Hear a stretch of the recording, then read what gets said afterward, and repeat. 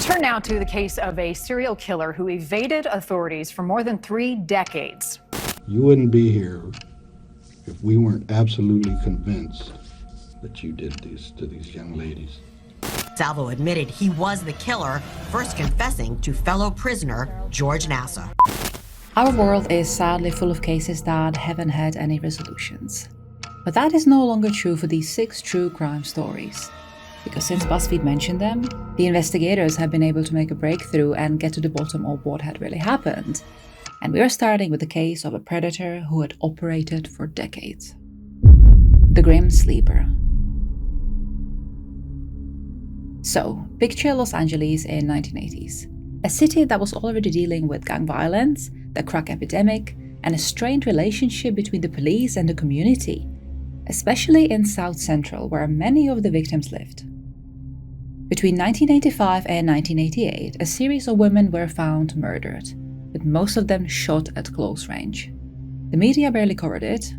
The police, who were overwhelmed and under-resourced, were slow to connect the dots. Families felt unheard, and somewhere in the middle of all of this chaos, a killer was hunting.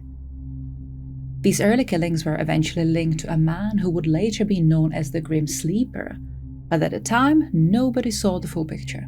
And what's worse is that the murders then suddenly stopped, and the killer would be silent for years. And this is exactly where the killer's nickname came from. You know, the media dubbed him the Grim Sleeper because the investigators actually believed that he took a break of about 14 years between his killings. And this seemed really bizarre at the time. You know, serial killers rarely stop voluntarily, and even more rarely for over a decade. But that break would end brutally in the early 2000s, when a similar murderers began again, targeting vulnerable women in South Los Angeles.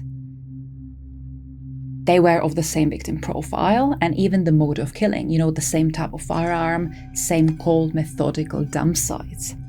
And so that's when the LAPD finally realized the Grim Sleeper was back. And his victims? Well, they were women struggling with addiction. Some were sex workers and some were simply vulnerable to the environment around them. And for years, their disappearances and deaths were brushed aside. But that doesn't erase the fact that, you know, they were real people, daughters, sisters, and mothers. The youngest known victim was only 15 years old. But the most disturbing part? Many police officers admired the killer because they thought that he was actually doing them a favor of cleaning up the streets for them. But one survivor, a woman named Anitra Washington, played a massive role in getting the case finally solved. She was attacked, shot, sexually assaulted, and left for dead. But she survived, and decades later, her testimony would help bring the killer down. But how did the detectives actually find him? Well, in the mid-2000s, investigators reopened the Grim Sleeper case using a new DNA technology. At the time, the DNA from those crime scenes actually matched each other, confirming that they were committed by the same killer. But they didn't really match anyone in their system. Yet. But then, a familiar DNA hit popped up. It was of a young man who had been arrested on an unrelated charge, and his DNA showed a close match to the killer. Close enough that he could have been an immediate family relative. And that gave police the break that they had needed for decades. But there was still one problem, and a big one. They still didn't have the DNA of the actual killer himself. And so this is where the investigators got really creative. Undercover officers set up a surveillance of the suspect, and one day they followed him to a pizza place, and as he was finishing eating and he was walking away, the officers swooped in and collected his discarded napkin and a pizza crust from the trash.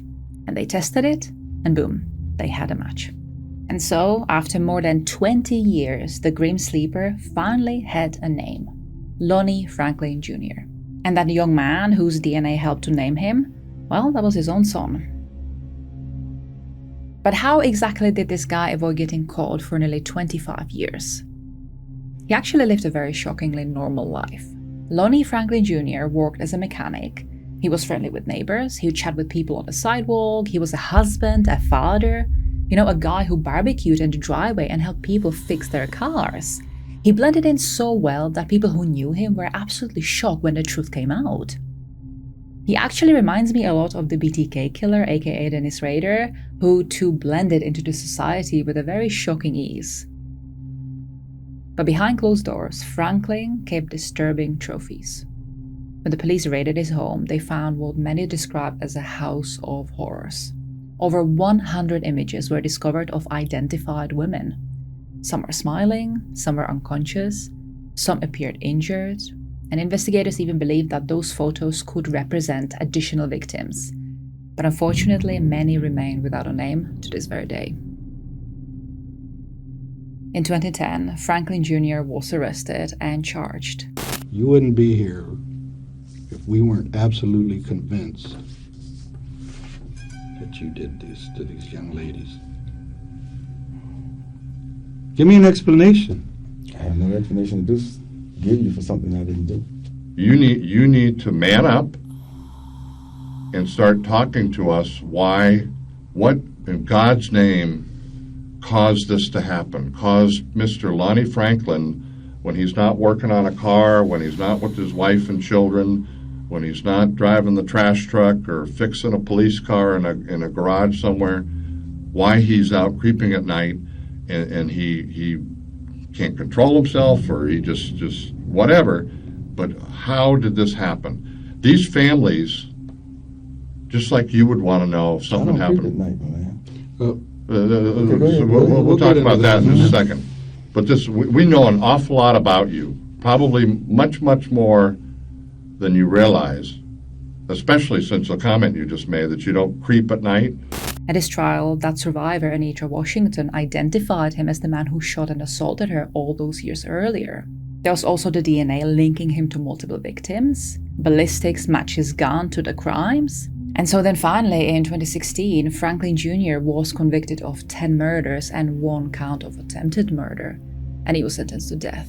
Unfortunately, he would never face the execution, though. In 2020, Franklin Jr. was found dead in his prison cell, but we don't actually know what had happened to him in there.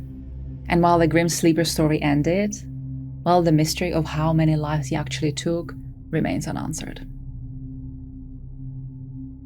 Our next case was 50 years old by the time genealogy was able to solve it and finally bring closure to the disappearance of a small baby. Melissa Highsmith.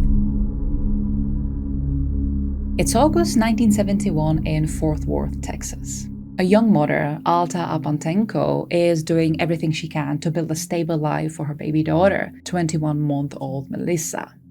She's working as waitress, juggling long shifts, rent, and childcare. And that's exactly where the story takes a tragic turn.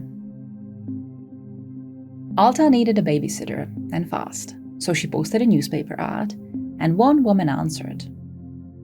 She introduced herself as Ruth Johnson and said that she had vast experience. She sounded confident, she seemed warm enough over the phone, but then she asked to pick Melissa up from the boyfriend's apartment where Alta was staying at the time. And this made Alta feel a bit uneasy because she actually expected the babysitter to stay with Melissa at the apartment instead. But Alta needed a job. She really needed the money, and for that she needed someone to watch her baby. And so on August 23rd, 1971, the babysitter came to the apartment, she picked little Melissa up, but then she never returned. And that moment became the beginning of a nightmare that would stretch across 5 decades. Police searched everywhere, flyers went out, tips rolled in, but then they also dried up. Alta blamed herself, the family blamed themselves, but the case stalled almost instantly and stayed cold for years to come. Now here's the thing, remember that this was early 70s, and so that there was no Amber Alert system, no real national database for missing children, no viral social media posts, and so if a child vanished back then, and unless there was a witness or a clear lead, the case could collapse before it even began. And sadly, Melissa's did. For a while, investigators actually suspected Alta herself, and that's something that devastated the family and stole precious time from the search. But no evidence supported that, and eventually the suspicion faded. But what didn't fade was the mystery. What happened to the toddler and the woman who took her? For decades, the Highsmith family kept searching. They followed every lead, no matter how far-fetched it was. They chased rumors, they drove through towns looking for children who looked like they could be Melissa. They got all these hoax calls, dead-end sightings, everything but the truth. And meanwhile, baby Melissa, whoever she grew up to be, she had no idea that she had actually been missing at all. Now fast forward to the 2000s and 2010s, and DNA genealogy is booming. Families are solving cold cases, finding lost relatives, even identifying murder victims using websites like 23andMe and Ancestry.com. And the Highsmiths, who were absolutely desperate for something, anything, they start pushing deeper into the DNA-based searching. So they submit their samples to genealogy databases, and they connect with volunteer groups. And then, in 2022, came the moment that changed everything. One day, out of completely blue, the Highsmiths get a DNA match notification, connecting them to a woman living in Charleston, South Carolina area. A woman in her 50s, a woman whose DNA lined up as a very close relative. A woman named Melanie. At first, nobody wanted to believe it. Could this really be the match they've been praying for all these years? But the more relatives who tested, the stronger the connections became. The DNA didn't lie. The woman they had matched with was genetically Alta's daughter, and so Melissa had been found. The family cautiously reached out because they were terrified, to scare her away, but the woman agreed to meet them. And that reunion, well, here's a footage of it. Sitting next to her parents, Melissa Highsmith looks at photos of her that she's never seen before. It is overwhelming, but at the same time, it's just the most wonderful feeling in the world. I just couldn't believe it. I thought I would never see her again. And they said, "Dad, she's alive." And I started crying. And after 51 years, it's so emotional. Melissa then agreed to take a DNA test. And on Thanksgiving, she met her brother, and then later, her parents. I feel that was the best day that I ever had in my whole life, when I saw Melissa again. 51 years of heartbreak dissolving in seconds as Melissa's siblings, who had grown up with a ghost sister they never met, finally held her in their arms. Alta, the mother who had carried this guilt for decades, embraced her grown daughter. But what about the big question? What happened in 1971? Well, the details unfortunately remain a little bit incomplete. Melissa later said that she had grown up believing the woman who raised her was her biological mother, and there was no official report naming or confirming the identity of the woman who originally picked her up. And so we don't really know if that was the person who also raised her, or if perhaps Melissa was given away to her. But here is the biggest shock. Melissa only lived 20 minutes away from her biological family all of this time. Now, no criminal charges have ever been filed, and with 50 years between the crime and the discovery, a lot of evidence, if that even ever existed, was gone. But this is one of those rare cases where the ending matters more than the motive or the mystery, and Melissa's family are just glad to have her back in their lives again. But now let's move from Los Angeles to New York City and talk about a killer who preyed on women during Times Square's darkest era. Times Square Killer. The year is 1979. New York is rough. Times Square isn't the tourist trap it is today. It's strip clubs, peep shows, adult theaters, and cheap rooms you could rent by the hour, no questions asked. And on December 2nd of that year, a fire broke out inside of one of those motels. Firefighters rushed in, expecting to find a routine blaze, but what they found inside was a pure nightmare. 2 women brutally murdered and partially burned. Their bodies were so mutilated that the police couldn't really identify them at first. Their heads and hands were removed, and so it was evident that the murderer had tried to destroy the evidence, but the fire failed to finish the job. But this horrific discovery marked the moment the NYPD realized something more than a random act of violence was happening. This was the work of a serial killer. Someone who was methodical. Someone who blended in. And over the next years, more victims began appearing. Many of them sex workers, and many of them connected to Times Square's underground nightlife. Now, some victims were strangled, others were stabbed, and some even survived, and they described this man who seemed ordinary, almost boring looking. But the most disturbing thing? Well, nobody could really tie these attacks together at first. Back then, serial killer profiling was still in its early stages. Communications between jurisdictions were spotty, and the victims often lived on the margins, meaning their cases didn't really get the attention they deserved. And while bodies were turning up, the killer was still out there, living a completely normal life. The killer was actually a married father of 3, living across the river in a suburban New Jersey. He worked as a computer programmer for a major insurance company, so that meant a steady job, a steady house, and a steady life. He had co-workers who really liked him, a family who trusted him, neighbors who waved to him like any other dad on the block. The normal guy exterior made him invisible, and that invisibility is what exactly was allowing him to operate for so long.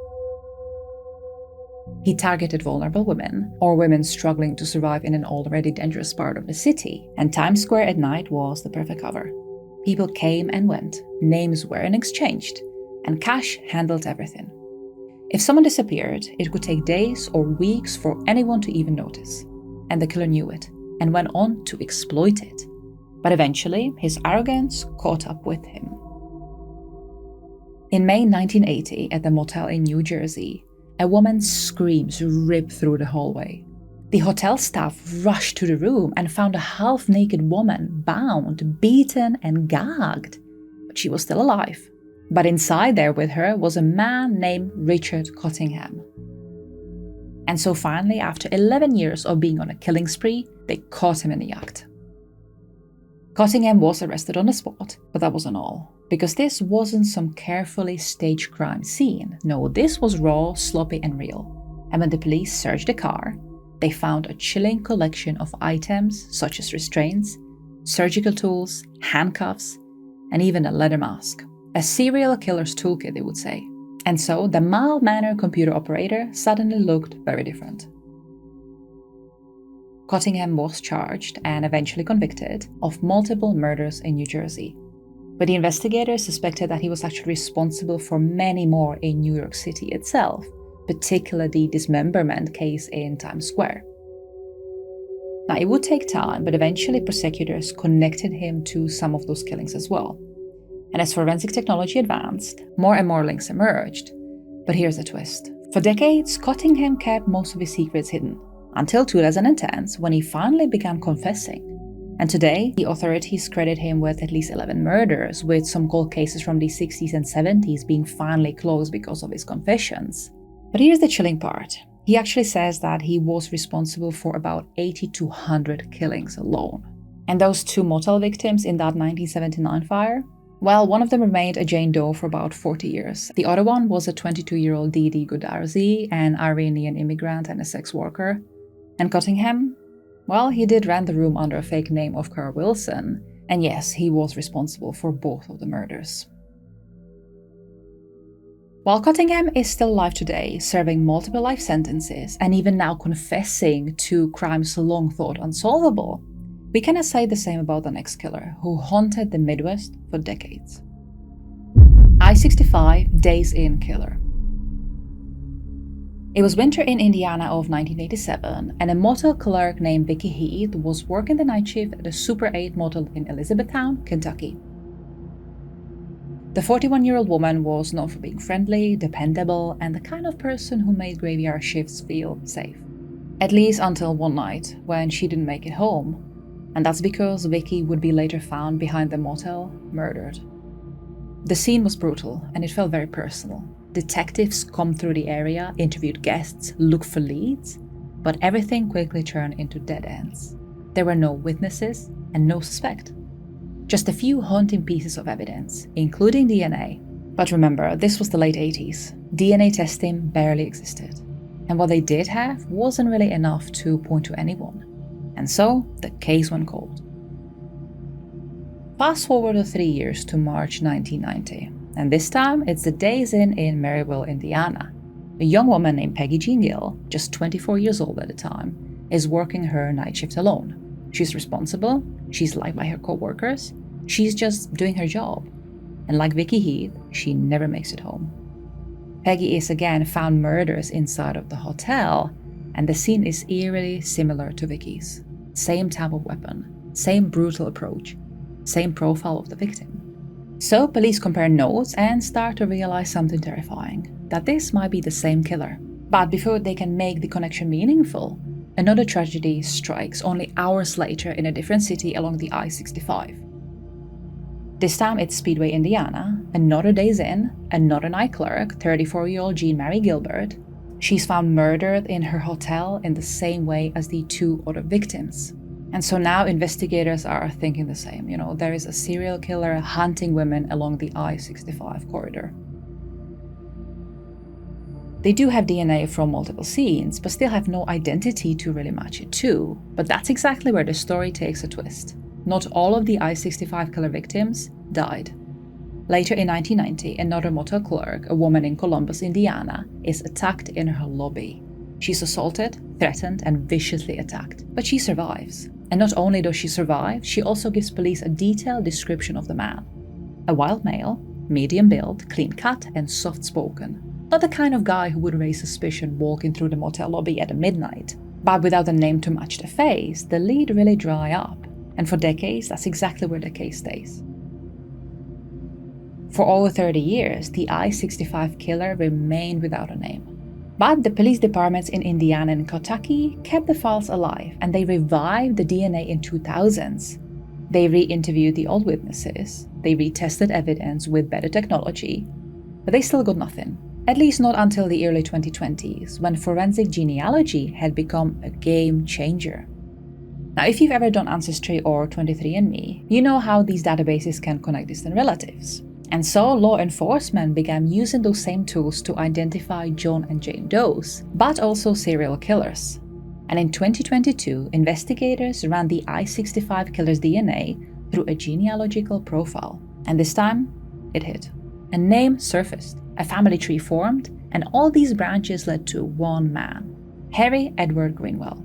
Serial killer who evaded authorities for more than 3 decades. That ended this week when Indiana State Police identified the man dubbed the I-65 killer. Now, Greenwell was not a stranger to trouble. He actually had a criminal record dating back to 1960s, like burglary, assault, and even escape attempts.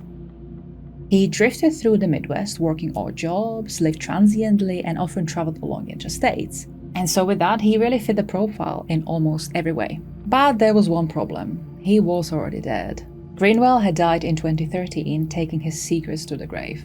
But the DNA didn't lie, and so the investigators announced in 2022 that he was the man responsible for the I-65 murders. And just like that, the case were finally solved, but sadly without any justice being served. And in a way, this is what really makes this case hit the hardest, because the killer walked free for the rest of his life. Next, we have a case so tangled in confessions and doubt that even after the killer was identified, questions still linger. The Boston Strangler. Our story begins on June 14, 1962. A 55-year-old woman named Anna Slessers is found murdered in her small Boston apartment. She's been strangled with a cord of her own bathrobe, and her body has been deliberately posed. Now, there's no forced entry, nothing stolen, no obvious motive. So police call it shocking. They think it's isolated, but they would be very wrong. It wasn't. Within weeks, another woman turns up dead. Then another, and another. And soon the city realizes something unthinkable. A serial killer is moving quietly from apartment to apartment, and nobody knows how he's getting in. A big issue was that the victims varied wildly. They ranged from 19 to 85 years old. Some lived alone, some in busy buildings, some were sexually assaulted, and others weren't. Some were strangled with nylons, others with belts or bare hands. So you really might be thinking, how did they know that this was the work of the same person? Well, there was one consistent detail. The victims were all women, and they were all murdered inside of their own homes, without any sign of forced entry. Now Boston panics. Women start wedging chairs under doorknobs, hardware stores sell out of deadbolts, newspapers run front-page warnings, and one headline cements itself into Boston's history: the Boston Strangler. Now, for 2 long years, the killings continued, bringing it to 13 victims in total. And the police can't find a single solid suspect. In fact, they can't even agree anymore that these murders were committed by the same person, because the patterns don't match. The behavior doesn't even match. Even the method isn't exactly the same. It's as if the city is being haunted by a ghost who keeps changing shape. But then suddenly a break, but not from the murder investigation. In 1964, a man named Albert DeSalvo is arrested for a series of bizarre sexual assaults. Now, he wasn't known for violence, and he wasn't known for murder, but he had a habit of breaking into women's homes and doing strange things to them, like measuring the bodies, attacking them, and then disappearing into the night. But then while he was in the psychiatric facility after his arrest, DeSalvo starts talking to another inmate, and the conversation takes a very dark turn. Out of nowhere, he confesses, not just to his assaults, but to all of these 13 Boston Strangler murders. Salvo admitted he was the killer, first confessing to fellow prisoner George Nassau. He convinced me by the description. He was getting it off his chest. He was the first person apparently to whom he had really spoken about specifics of each crime. Nassau, now 86 and suffering from terminal cancer, is serving a life sentence for an unrelated murder that he says he didn't commit. In a rare television interview, Nassau tells the I-Team he met DeSalvo at Bridgewater State Hospital in 1965 and helped get famed criminal defense attorney F. Lee Bailey to represent him. We were setting it all up, saying, now you're going to confess, you're going to go to trial, we're going to do due process, you're going to do your book, you're going to take care of your family. And he was saying, okay. He gives details, he describes apartment layouts, he recounts things police never release publicly. The investigators are stunned, but Boston, desperate for answers, embraces the confession. However, there's one problem. There's zero physical evidence linking DeSalvo to the murders. No fingerprints, no first-hand witnesses, no DNA, just his words. Still, the city wants the nightmare to end, and DeSalvo becomes the official Boston Strangler, even though he's actually never put on trial for the murders. Instead, he's sentenced for the assaults, locked away, and the case is considered closed. But that is hardly any justice served, is it? From the very beginning, many investigators, journalists, and even DeSalvo's own attorney felt that something was off. The victims were too different from one another. The crime scenes were inconsistent. The killer's behavior seemed to shift dramatically. Some detectives believe DeSalvo was a compulsive confessor. Some believed that he just wanted attention, or that he was covering for someone else. But then some believed that the truth was far darker. There might have been more than one Boston Strangler. But with no modern forensics, the debate went nowhere. And in 1973, Albert DeSalvo was stabbed to death in prison. For 4 decades, the story stayed exactly where it was left. But then by 2013, technology changed. DNA analysis was now powerful enough to test all evidence, including biological material that was recovered from the last known victim of the Strangler, the 19-year-old Mary Sullivan. And Sullivan's murder had always stood out. She was posed at the scene, and forensic samples were preserved. Investigators ran DNA from the crime scenes and compared it to a sample from DeSalvo's nephew. The family match was strong enough for a warrant. And so then, Albert DeSalvo's body was exhumed, his DNA was tested directly, and after 50 years, science gave the first solid answer. DeSalvo was conclusively linked to Mary Sullivan's murder, and so he had indeed killed at least one of the Boston Strangler victims. But here's where the story stays haunting. That DNA proves he killed her, but it doesn't prove that he killed the others. And many experts still argue that there were multiple killers using the same city and same methods. While the DNA solved the decades-old mystery in Boston, what about cases where there is no confessions at all?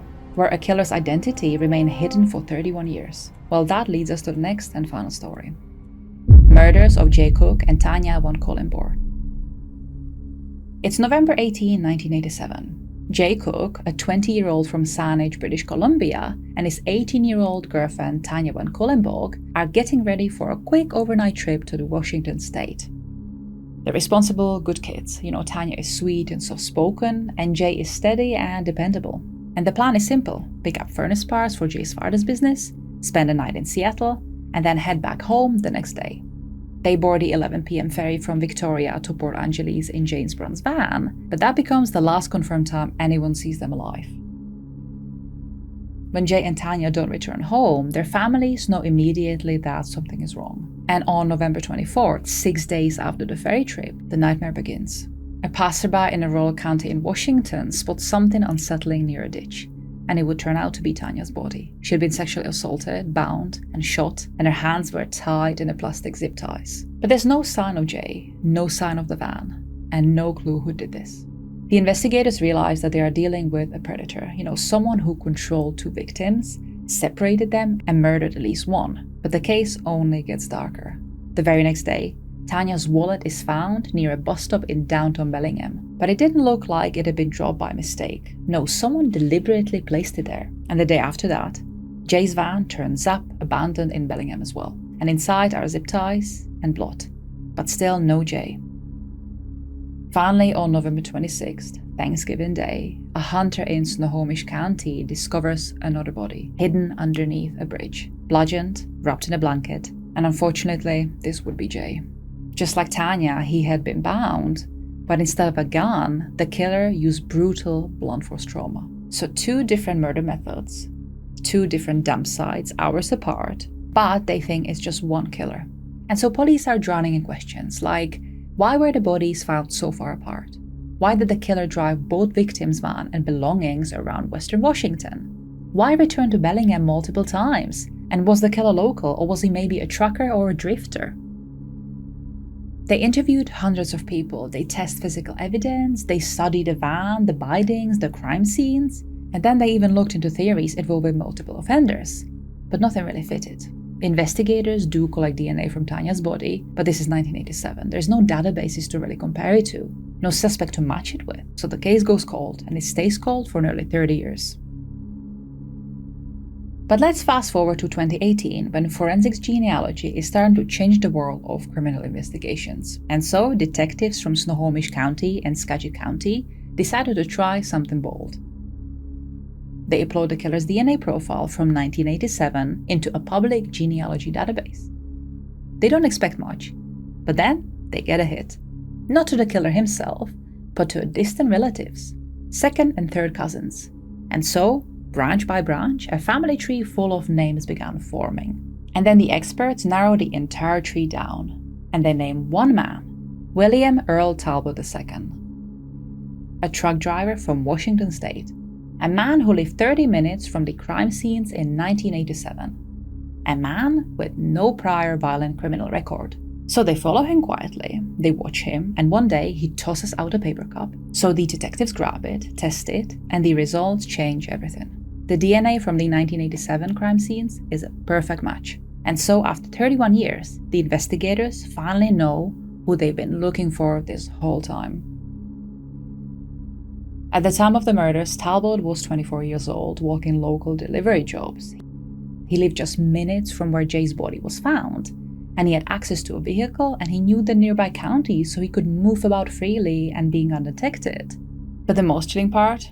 Well, he actually wasn't on any of the police radars at all in 1987. Not even close, and that's exactly why this case stayed cold for such a long time, because the killer wasn't someone known for violence. He wasn't a suspect. He wasn't even a name in the files. And so without DNA genealogy, he may have gone completely unnoticed forever.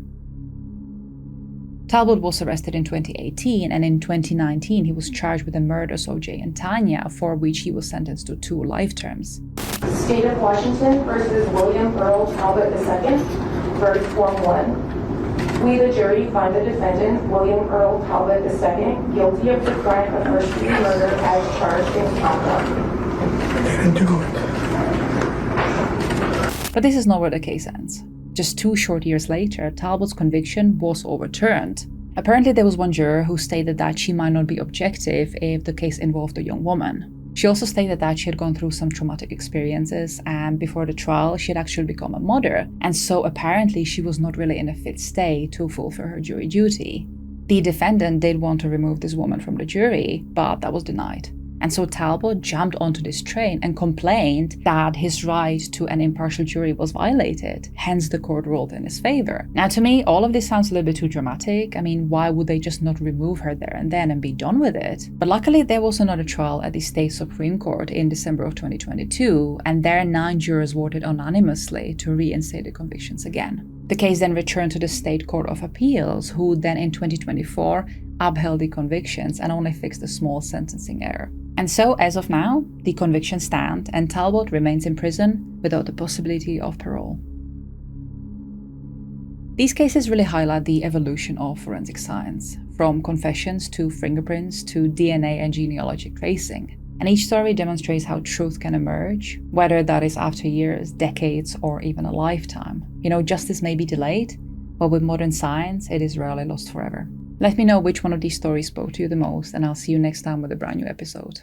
Until next time.